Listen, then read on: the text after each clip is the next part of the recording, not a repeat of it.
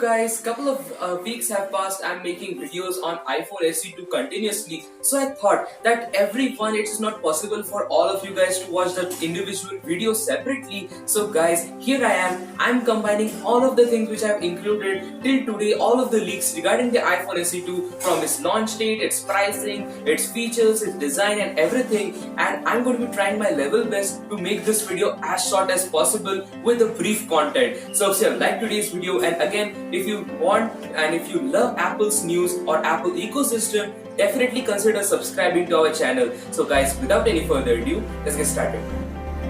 So guys, you all know up to this point the iPhone SE2 is going to be just nothing but a refresh of the existing iPhone 8. The iPhone 8's chassis, you can even call the iPhone SE2 as the iPhone 8s, because it is going to be a slight upgrade, but that is again a minor one, but it is going to be putting a big impact on people. Let me tell you what is changing. Well, the camera. First of all, Apple is going to be getting rid of the 12 megapixel sensor. Again, means they are going to be keeping that, but this aperture itself is going to be having the ability of auto-focusing. More pixels, light sensitive pixels which are there in the aperture of your camera are going to be just even increasing, so that the focus or the autofocus is going to be more sharper, and that's the only reason why this is going to be hit. And also there are few predictions that it might be an ultra wide lens. Again, it is going to be a single camera, and if that is going to be an ultra wide lens, that is going to be incredible, because the wide angle lens seen in the iPhone 11 is pretty fabulous, and I think the best ultra wide angle lens in any smartphone.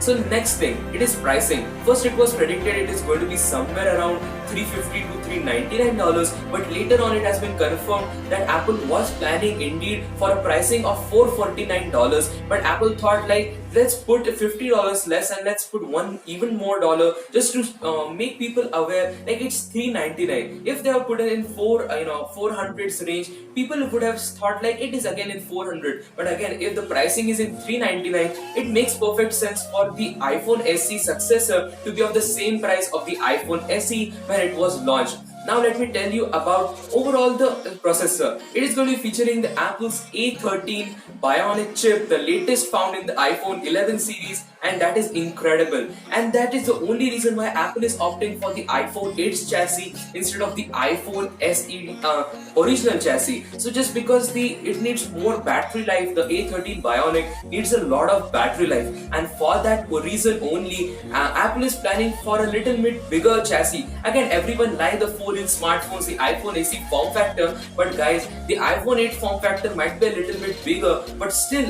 in comparison to current flagship, it's still a little bit smaller. So again, it's good to have, and I just want to say, if the main focus of this iPhone is going to be the pricing, $399 for an iPhone on the launch day, it's incredible. Because, and again, like, take into consideration, it is going to be half of the price of the iPhone 11. iPhone 11 is considered as a cheap iPhone now, but the iPhone SE2 is going to be even cheaper than that, and that also like a drastic change. So definitely it is going to be selling a lot. And guys, the whole and core reason for Apple to plan for the iPhone SE2 is nothing, but they want to take 3, 4 or 5 categories of people in the game. First are those who are stuck with their older devices. The second are those who really want a smaller iPhone. The third are those who really want the best processing and everything, and the another category is of the pricing. So just combining all of these categories, this is the best device that Apple can go for. And also the main prime focus of this device